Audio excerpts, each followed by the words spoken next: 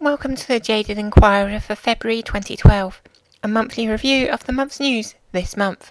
Coming up this month, the month's news. This month's top news: snow in Britain in winter.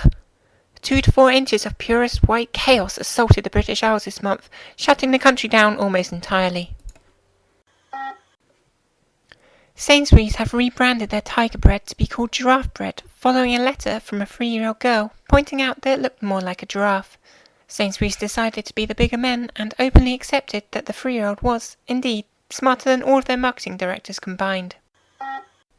Scientists discovered amphipods 10 times their normal size in the Kermadec Trench. Nicknamed Supergiant, the scientists were quick to remind us that Supergiant is the hero Gotham deserves, not the one it needs. Wimbledon High School planned a failure week this month in order for the well-performing pupils of the school to learn how to cope with failure. While lauded for this idea, it has been pointed out that comprehensive schools all over Britain have already been focusing on failure for years. A reminder of this month's top news: it snowed in Britain in February. This previously unheard of turn of events left the whole country in complete chaos. We went to a random person off the streets with no relevance to the story to find out more. How do you feel about this huge story? I don't understand. What? Thank you for that enlightening input. Now back to the studio for more. During the Super Bowl, halftime performer MIA flipped the bird on live television, causing a discussion around the world about who the fuck this woman was and why any of us should give half a shit. The Queen is celebrating her Diamond Jubilee this year. Everyone at the Jaded Enquirer would like to congratulate her for 60 years on the throne and wish her 60 more, if only to really piss off Prince Charles. Over 40,000 private breast enlargement patients have been given concerns over their PIP implants, which were made from a non-medical grade of silicone. The French government has recommended the removal of the PIP implants over concerns of their long-term safety and that they just aren't jiggly enough. Physicists have developed a formula to predict the shape of a person's ponytail. This breakthrough provided credence to the claim that physicists have sweet FA to do until they find the Higgs boson. February the 14th, a day when all couples show their corporately supportive love for each other.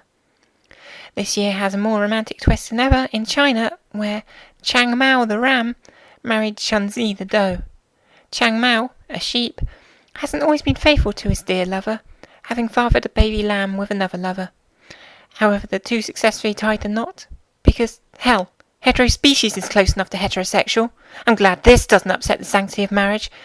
But should I choose to marry a human being which I happen to share a gender with, that would tear the fabric of the noble institution. Not that I'm bitter. Start level 7-1. Rupert Murdoch tweeted about the brilliance of Alex Salmond and how Britain should grant Scotland independence. Rupert Murdoch has long been known for his benevolence and involvement in many issues which he has zero financial interest. Far be it from me to suggest that the media tycoon would happily screw over an entire country to make a few quid, saying that would be slander, and he's the kind of slimy cunt that would sue. In related news, Rupert Murdoch has announced plans to release a new version of the Sun newspaper. The Sun on Sunday will deliver pretty much what the name promises: softcore porn on a weekend. Mr. Murdoch praised the superb work of his staff and claimed that the Sun was a part of him, which is fair because every time I see his face, I think, tit. Plans to charge students fees for early repayments of their loans have been cancelled. Business Secretary Vince Cable, who proposed the plan, was found twiddling his moustache and saying, "I'll get them next time."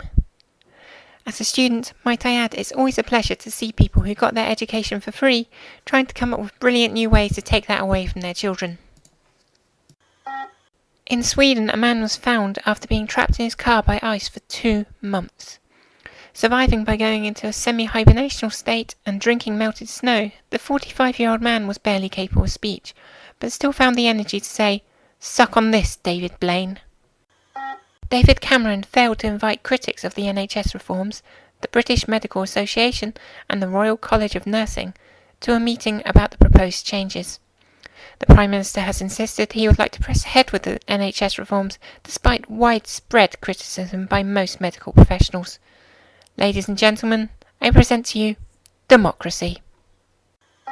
Dutch scientists have produced the world's first lab-grown meat from stem cells.